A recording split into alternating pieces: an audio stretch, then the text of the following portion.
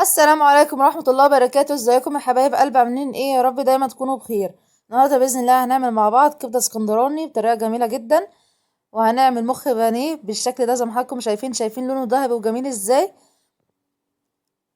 وهنعمل سلطه طحينه.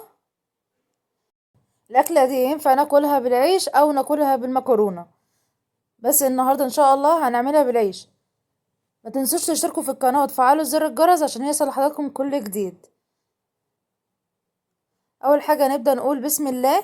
انا هنا معايا مخ غسلاه كويس بالميه، ومعايا هنا البصلة، ومعايا ورق لوري، ومعايا معلقة كزبرة ناشفة، ومعلقة فلفل اسود. اكون مجهزة مية بتغلي على النار، انزل عليها بالتوابل بتاعة البصلاية والورق اللوري ومعلقة فلفل اسمر ومعلقة كزبرة ناشفة. وبعد كده اول ما الاقي المية بتغلي معايا ابتدي انزل بالمخ بتاعي في المية المغلية، وبعد كده ابتدي انزل على المخ بمعلقة خل. ميزة معلقة الخل هنا ان احنا بنضيفها على المخ بتعين الزفارة من المخ، وابتدي انزل عليهم بالملح. واول ما المخ ياخد معانا غلوة واحدة بس بنعينه بنشيله على طول، ونكون مجهزين مية بتلج عشان نوقف السوا بتاعه. المخ ما بياخدش معانا سوا خالص عشان ما يتهريش مننا.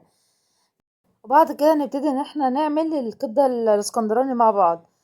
اكون مجهزة طاسة على النار بالشكل ده وزي ما حضراتكم شايفين، وانزل عليها بشوية زيت، وانزل على الزيت بمعلقة توم مفروم ناعم، معلقة كبيرة من الثوم، وابتدي ان انا احمر الثومة مع الزيت. اول ما الثومة اشم ريحتها ابتدي انزل عليها بالفلفل اللي انا مقطعاه مكعبات، وابتدي احمر الفلفل مع الثومة بالشكل ده زي ما حضراتكم شايفين.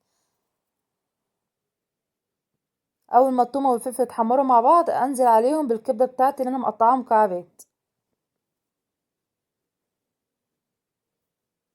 بالشكل ده زي ما حضراتكم شايفين.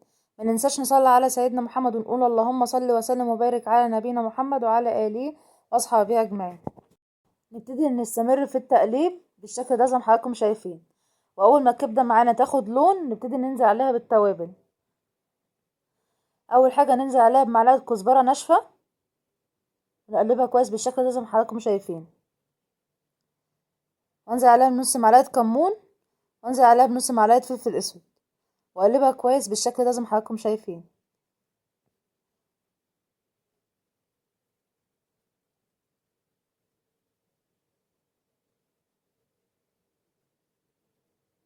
وانزل عليها بالملح بالشكل ده.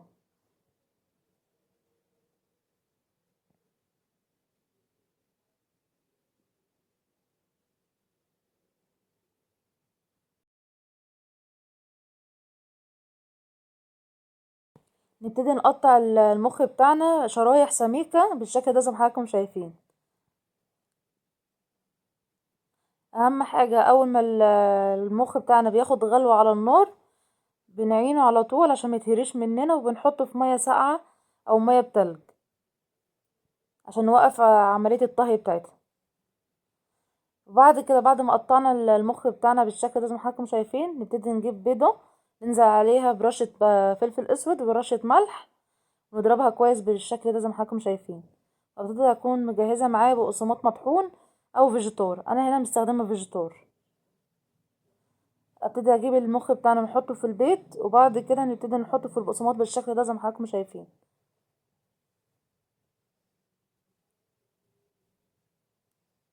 واكون مجهزه الزيت سخن ويكون غزير، ونبتدي ان احنا نقلي المخ بتاعنا بالشكل ده زي ما حضراتكم شايفين.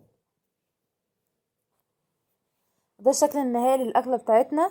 عملنا الكبده الاسكندراني، نبتدي ان احنا نعصر عليها عصره ليمونه بتبقى جميله جدا مع الاكل. وعملنا المخ البانيه بالشكل ده زي ما حضراتكم شايفين لونه ذهبي ازاي وجميل ازاي. وعملنا سلطه الطحينه. وبس كده، يا رب الفيديو يكون عجبكم. لايك وشير، واشوفكم في فيديو جديد في حفظ الله.